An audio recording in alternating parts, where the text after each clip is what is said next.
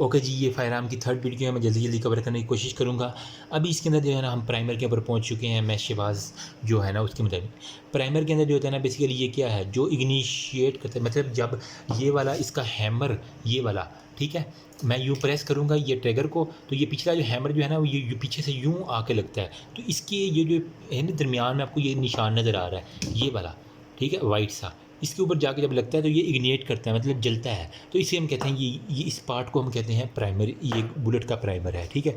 तो प्राइमर को ये एक आपकी बात पता होनी चाहिए, ठीक है। अगर वाई के अंदर पूछ लें तो ये बेसिकली इसका परिकशन कैप है ना बेस के ऊपर, ये पहले रैपिड कंबस्टन के लिए ये इस्तेमाल होता है, ठीक है। और गन पाउडर का उसने आगे जिक्र किया, मतलब इसके अंदर जो पाउडर है ना उसको थोड़ा सा हम डिस्कस कर ले।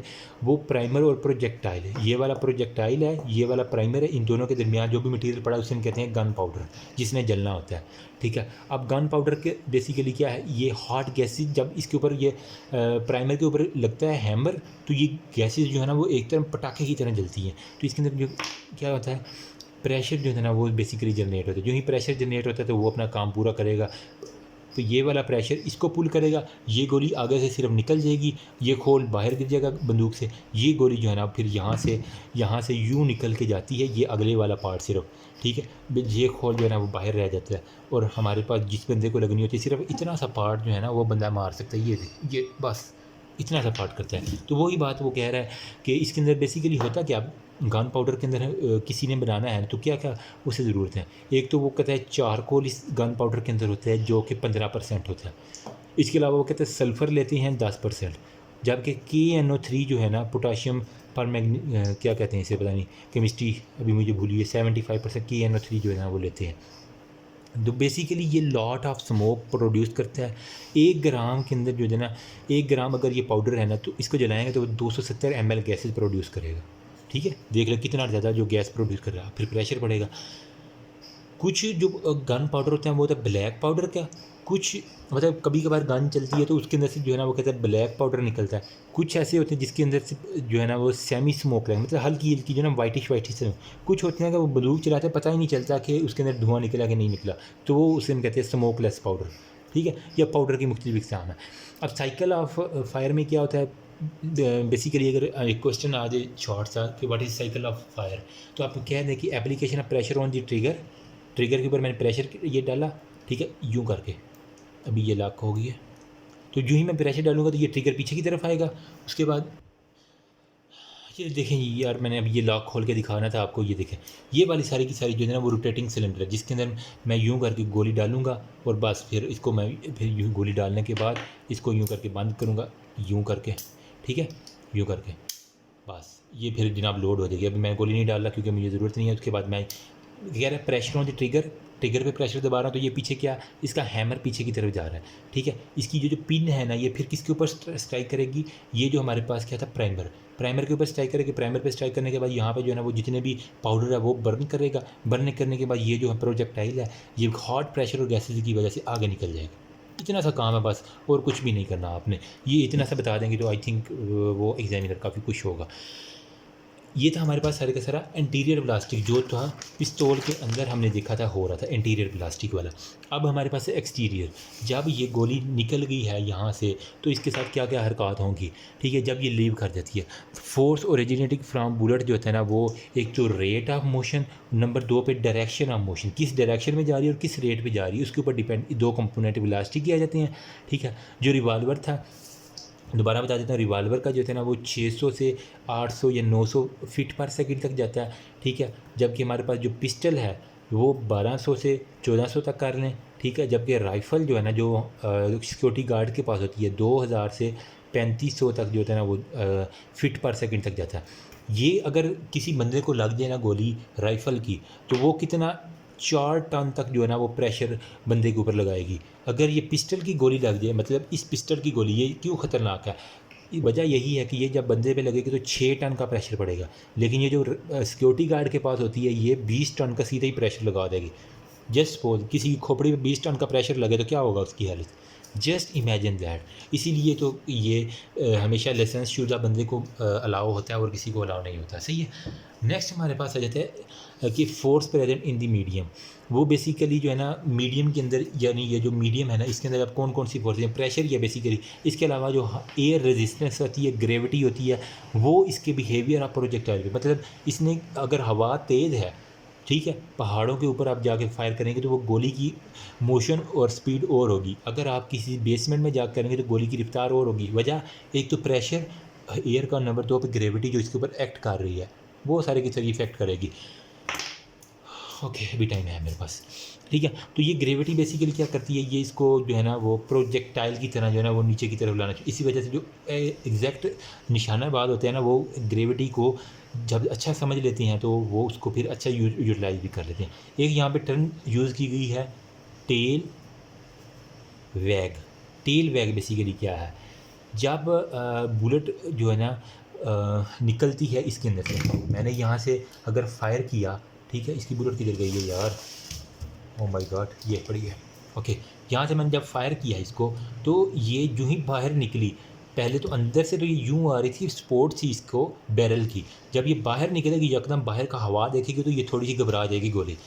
तो ये क्या करेगी, थोड़ी सी अनस्टेबल होगी, लेकिन फिर इसका जो पीछे वाला है ना दुम जिसे कह लें, टेल, ठीक है, वो क्या करेगी, वो यूँ यूँ वैगिंग शुरू कर देगी। ठीक है, वो कह रहे जब जो ही लेटरल मूवमेंट बैरल की ख़त्म हुई साइडों से, तो ये घबरा की गोली ये थोड़ी सी अनस्टेबल होगी, लेकिन इसकी जो टेल है ना वो फिर सर्कुलर मोशन यूँ यूँ करना शुरू कर देगी। ठीक है, अब इस सर्कुलर मोशन जो है ना वो अपने बुलेट के गिर्द गिर्द, मतलब इसके गिर्द ये गोली यूँ घूमना शुरू कर देगी, यूँ यूँ यूँ यूँ। ठीक है, इस मूवमेंट को जो है ना वो हम कहते हैं कि tail wag. Phenomena in which bullet after becoming unstable wags its tail. Unstable होने के बाद बुलेट अपनी जो है ना वो टेल को वेग्स करती है, जिस तरह भैंस करती है ना अपने बुदुम को घुमाते हैं, आलमोस्ट उसी तरह। ठीक है, अब टाइप ऑफ वेग्स की कितनी टाइप्स होती हैं।